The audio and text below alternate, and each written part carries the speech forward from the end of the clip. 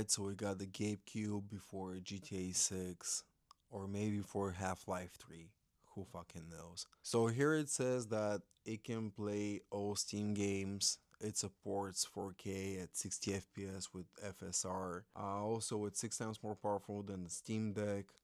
And as you know, the Steam Deck is already pretty powerful, but it cannot play all games, but it's fucking impressive to be honest. It also has an SSD storage and it comes with 520 gigabytes or 2 terabytes. That's pretty cool too, because I'll just at that point I'll go with 512 gigabytes and just get like a terabyte of SSD. It's no brainer and it's very small. Yeah, it is. It's like this big. Oh, I don't think it's going to compete so much with PlayStation or Nintendo, but in my opinion, this is going to be the last nail in the coffin for Xbox because they've been fucking up so much, and every game that counts for Xbox also counts for PC or Windows. So yeah, I think it's just going to destroy it, to be honest. Another positive that it has is that Steam doesn't require you to have subscription so you can play online. Like every other console has it. So let's say, for example, the PlayStation has the Essential one, which is like $10 per month, where you can do yearly for $80, which is not very cheap. Especially if you do like the premium one, I think it's like 160 per year, which is kind of expensive. Now, Xbox used to be 20 for the ultimate one, so their highest tier. Now it's $30. And if you, they don't do like an yearly discount or anything, it's like 360 per year, which is pretty much as the console. It that's insane. That's so fucking expensive. And it used to be a good deal before, not anymore. Now, of course, these subscriptions do add like quite a lot of games. I can only talk about PlayStation because I don't have an Xbox, but you have like so many games that you can pick and play. Like also from the PlayStation 2 era and for the PlayStation 3 and 4. They're just a bunch of games. But the good thing about Steam is that Steam has so many games. They have like every fucking game that it exists and it's on Steam. So also the Steam sales, like let's say for example the summer sale or the winter sale, it's just ridiculous.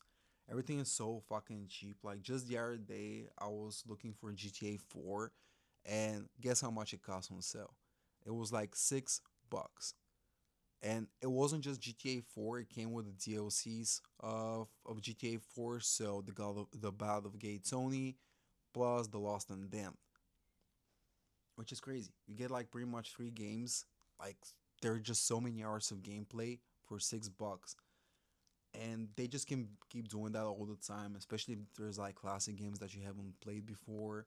They have like great discounts. They say that it's not exactly a console, but it's more of a PC, which is kind of cool too. It's going to use the Steam OS, which is pretty much a Linux based operational system, whatever it's called. But that's kind of cool too, because if you can just use it as a PC, you can also get to browse the web and do all that shit, which you can't do on a PlayStation anymore. Something that I find cool too is that, for example, someone like me who grew up playing PC games and I'm not very good with the controller, I can always like disconnect the controller and just put my keyboard and a mouse and just go into any game. Of course, there are some delusional people now that will say that whenever it pops, it's going to come with Half-Life 3. This is not happening for sure. But hope for the best. There might be an announcement of Half-Life 3. Because if you think about it, it's been like I think over 25 years. No, over 20 years. I don't remember. Last Half Life, I think episode 2 came in 2006. So yeah, 19 years, which is still quite a lot. I hope a third one comes in. Um, of course, they did the Half Life Alex thing, which looks pretty fucking sick. And yeah, speaking about this one, also their VR set looks pretty sick too. I'm not into VR games, but honestly, this kind of maybe change my mind maybe a little bit. I don't know. So there's no information about the pricing of the Steam machine, but I just think it's going to be around $600. I think it's fair for let's say for the 520 gigabyte version. Uh, because the Steam Deck already costs like 650 for the OLED a terabyte one. So I just think it's going to be too. I just think it's going to be around like $650 maybe. But yeah, I'm just very interested to know what you guys think. If this one is really going to kill Xbox, what's going to happen? Let me know. And that's pretty much it. I'll see you in the next one.